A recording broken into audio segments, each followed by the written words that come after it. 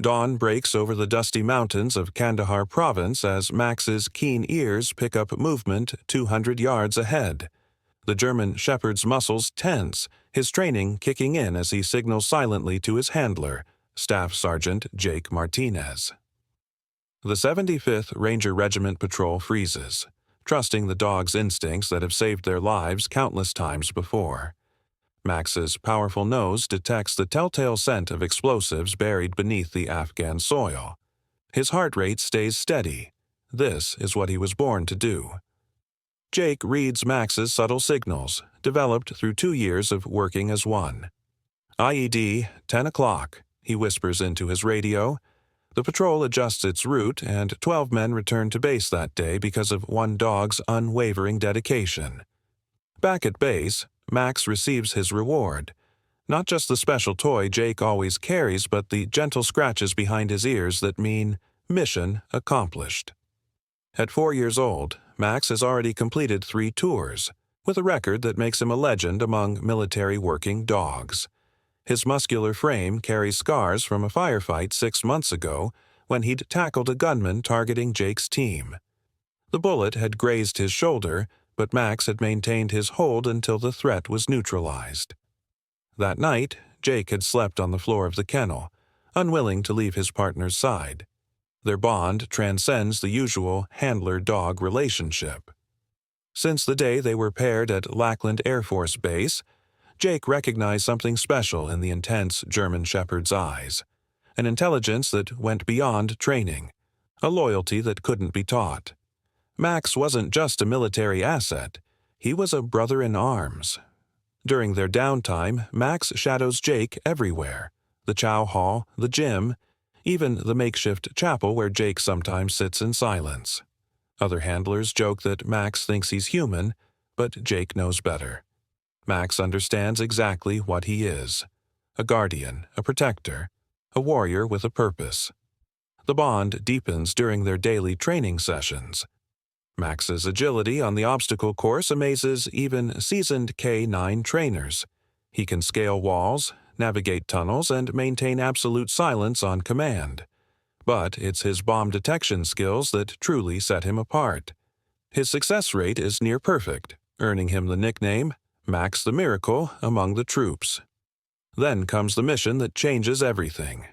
Intel suggests a high-value target is hiding in a compound near the Pakistan border. Max and Jake take point, leading the team through the pre-dawn darkness. The compound appears deserted, but Max's behavior changes subtly, a tension in his body that Jake instantly recognizes. Before Jake can relay the warning, gunfire erupts from multiple positions. Max reacts instantly, knocking Jake behind cover as bullets tear through the air where he'd been standing. The firefight is intense, but Max remains focused, helping the team identify shooter locations. Then he spots the fighter trying to flank their position. Without hesitation, Max launches himself at the threat. The sound of his growl mingles with gunfire. Jake sees his partner disappear into the darkness and moves to follow when the RPG hits. The explosion throws him against a wall. Through blurred vision, he sees Max dragging him by his tactical vest away from danger. The last thing Jake remembers is the warmth of Max's tongue on his face, the dog standing guard as consciousness fades. Jake wakes up 3 days later in a military hospital in Germany. His right leg is shattered, his military career effectively over. But his first question is about Max. The dog is fine, not even a scratch. He'd stayed with Jake until the medevac arrived, refusing to leave even when other handlers tried to take him. Now Max waits in the kennels at Bagram, while Jake faces months of rehabilitation. The doctors talk about medical discharge, about physical therapy, about adjustment to civilian life. Jake only half listens, his mind on his partner. He's heard stories about handlers being separated from their dogs due to injury, but he can't imagine Max with anyone else. Max has 7 years of service ahead of him, prime working age for a military dog.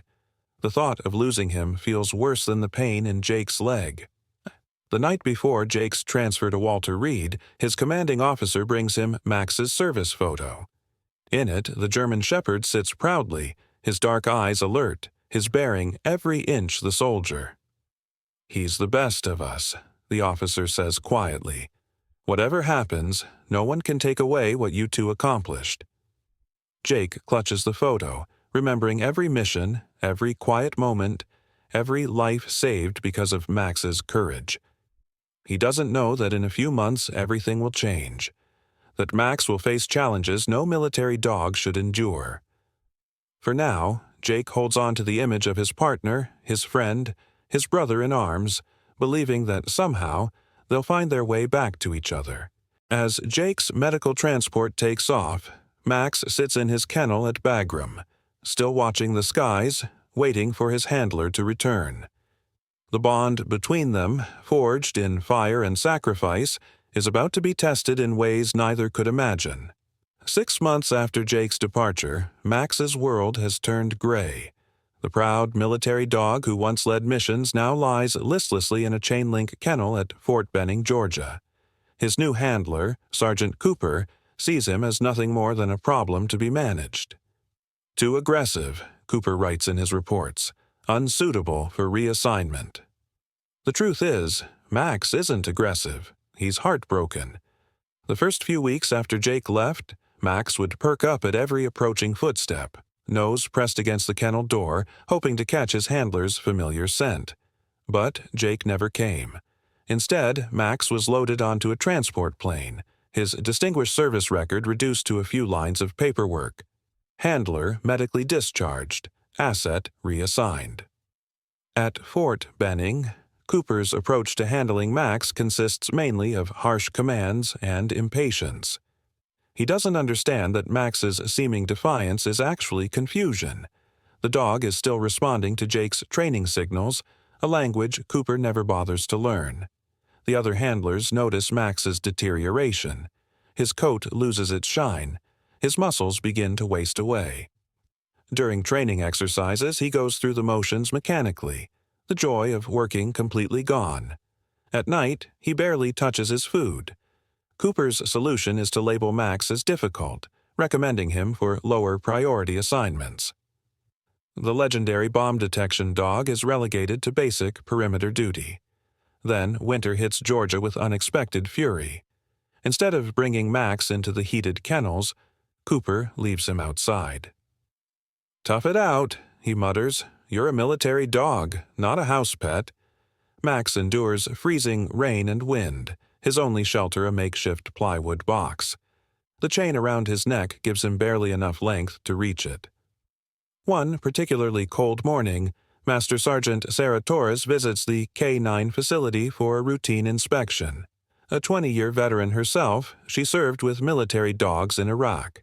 What she finds stops her in her tracks. Max stands shivering in the morning frost, his chain tangled, preventing him from reaching his water bowl. Despite his condition, something in his bearing speaks of nobility, a soldier's spirit unbroken by mistreatment. Sarah checks Max's records and her blood runs cold. This isn't just any military dog. This is Max the Miracle, holder of the Navy Cross for his actions in Afghanistan, the same dog who saved an entire Ranger unit from an ambush, now reduced to this. She snaps pictures with trembling hands, her anger growing. The photos show Max's ribs clearly visible beneath his dull coat, the harsh chain around his neck, the inadequate shelter. But it's his eyes that hit hardest, the deep sadness in them, the betrayal. Sarah compares these images to Max's service photo from Afghanistan. The contrast is shocking. Even more disturbing are Cooper's disciplinary reports, painting Max as aggressive and unstable. Sarah recognizes the pattern, a handler blaming the dog for his own incompetence. Pulling out her phone, Sarah contacts every veteran advocacy group in her network. Within hours, the photos go viral in the military community. Justice for Max trends on social media. Veterans who served alongside Max and Jake in Afghanistan share their stories. The public learns about the dog who saved dozens of lives, who dragged his wounded handler to safety under fire, who never once failed a mission. Now they see what became of this hero. At Walter Reed, Jake is still recovering, unaware of his partner's fate. He's learning to walk with a prosthetic leg, driven by the hope of one day working with service dogs again. His room is full of Max's photos, his medals, the memories of their time together. Then a fellow veteran shows him Sarah's photos. Jake's coffee cup shatters on the floor. The sight of Max in chains, neglected and alone, hits him harder than any explosion ever did. His hands shake as he reads Cooper's reports, recognizing the lies in them. Max isn't aggressive, he's loyal to a fault, still waiting for the handler who never came back. Jake makes 2 calls that night. The first is to Sarah Torres, thanking her for exposing the truth. The second is to a veterans advocacy lawyer. "Whatever it takes," Jake says, his voice steel hard, "I'm getting my dog back." The fight for Max is about to begin, but the damage is done. Trust, once broken, is hard to rebuild. As Sarah's photos circulate and outrage grows, Max remains in his chain-link prison, unaware that his story has touched thousands of hearts. In his dreams, he's still in Afghanistan, running free beside Jake, doing the work he was born for. The reality of his chains feels like a betrayal not just of one dog, but of every oath the military holds sacred. Change is coming, but for Max, each cold night feels eternal. The Veterans Rights Law Office in Atlanta buzzes with urgent energy as Jake Martinez wheels himself into a conference room filled with determined faces. Marine veterans turned lawyers, canine handlers, animal rights activists, and military advocacy groups, all united by one mission: saving Max. Attorney Michelle Ramirez spreads out the documentation on the table. "The military considers working dogs as equipment," she explains, her voice tight with controlled anger. "But we've got something they can't ignore: public opinion."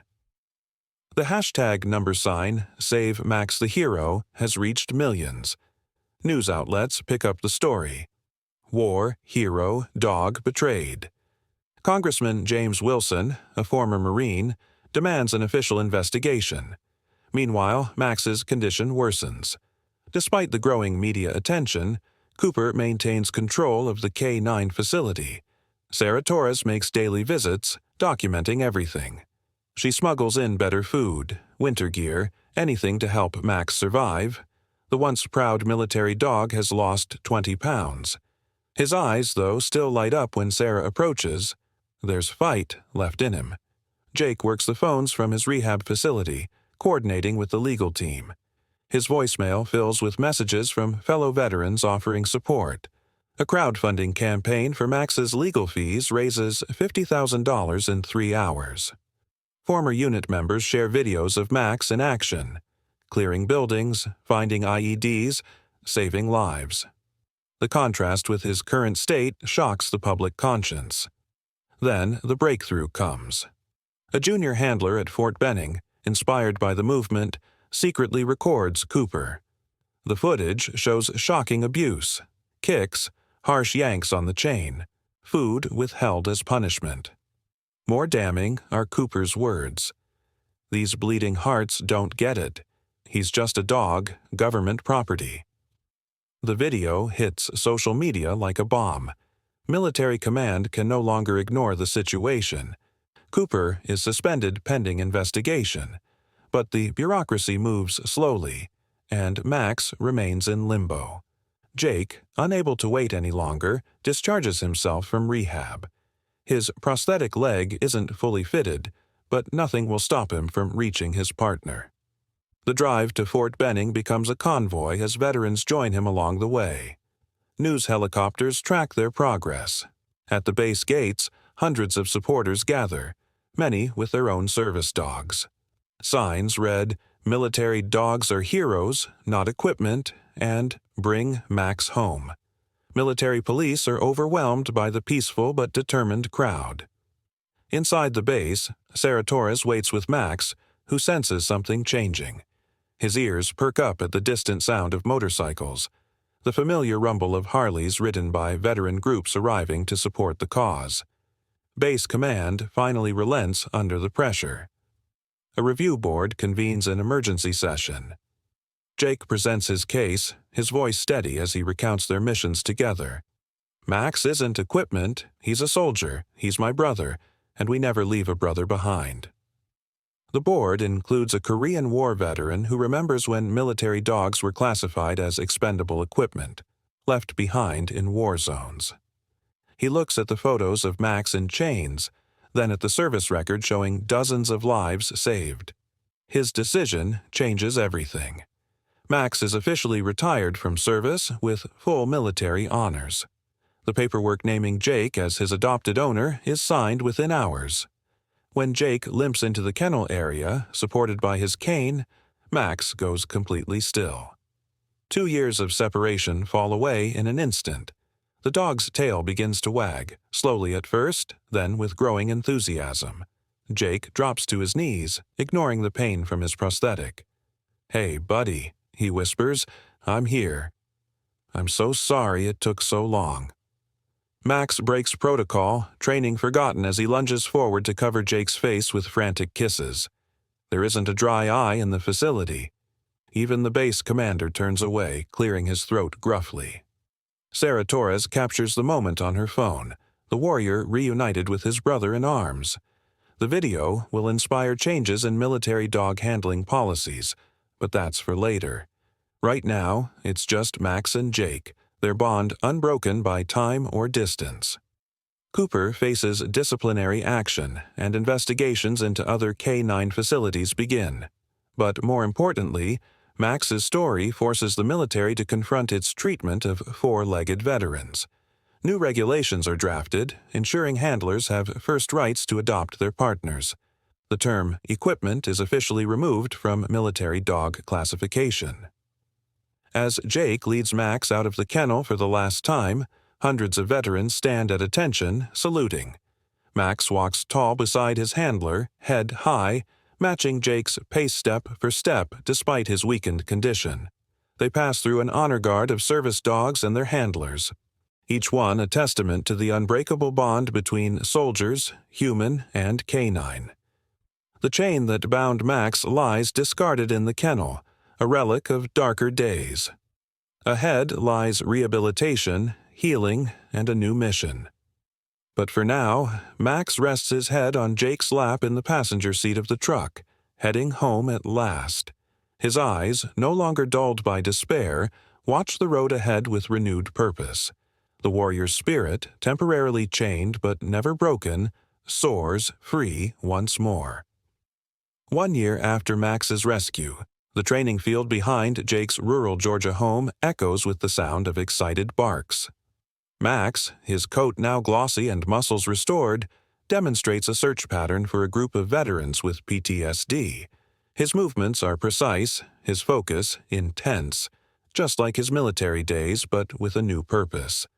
The veterans watch in awe as Max locates hidden training aids, then gently guides a shaking former Marine through the exercise. This is their new mission, healing others who carry invisible wounds of war.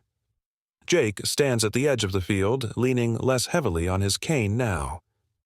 The Second Chance K9 Warriors program started small, just Max helping Jake through his own dark days. Those first months after the rescue were tough. Max had nightmares, cringing at sudden movements. Jake battled phantom limb pain and depression. They healed each other, one day at a time. Now their program hosts weekly sessions with a waiting list months long. Military dogs and veterans arrive broken, leaving stronger. Max seems to know which veterans need him most, spending extra time with those whose hands shake or whose eyes hold too many shadows. His own experiences of trauma and recovery make him the perfect therapy dog. Sarah Torres visits often, bringing updates about the changes Max's story inspired. The Max Act passes Congress with unanimous support, guaranteeing protection for military working dogs. Cooper's prosecution becomes a landmark case for animal welfare in military service. More importantly, dozens of retired military dogs find homes with their former handlers. The photos of Max in chains now hang in the program's office next to images of him today, a reminder that second chances are possible. Victoria Chen, the young handler who exposed Cooper's abuse, becomes their first trainer-apprentice. She works with Max daily, learning the subtle language of canine body language and heeling. The transformation in both dog and handler brings tears to Jake's eyes. One crisp autumn morning, Max receives a special visitor. The Korean War veteran from his review board arrives, using a wheelchair now but still carrying himself with military bearing. He watches Max work with a young Afghanistan veteran, noting how the dog anticipates anxiety attacks before they happen, providing comfort with quiet dignity.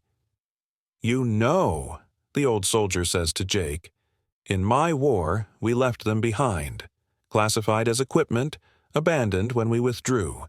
I've carried that guilt for 50 years. He reaches down to pat Max's head. "But this is how we make it right." The program expands, adding more rescued military dogs and trained handlers. They partner with the VA, documenting the profound impact of canine therapy on PTSD recovery. Max's story becomes part of the training manual for new military dog handlers, teaching them about the sacred bond they hold in trust.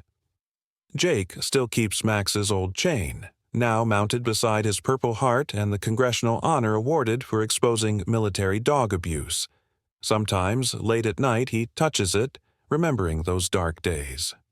But then Max nudges his hand with a warm nose, reminding him that the past is just that. Past. On Max's 10th birthday, they host a celebration that doubles as a graduation ceremony for their latest group of therapy dogs and veterans. The field fills with laughter, barks, and the sound of healing. Max supervises it all from his favorite spot beneath an old oak tree, Gray now frosting his muzzle but his eyes still bright with purpose. A reporter asks Jake what's next for them. He watches Max gently shepherd a nervous veteran through a panic attack, the dog's presence anchoring the man to the present moment. "We keep going," Jake says simply. "As long as there are veterans who need healing, we keep going." That evening, as the sun sets over their training field, Max and Jake sit together on the porch. The German shepherd's head rests on Jake's leg, right where the prosthetic meets flesh. No words are needed between them. They've come full circle,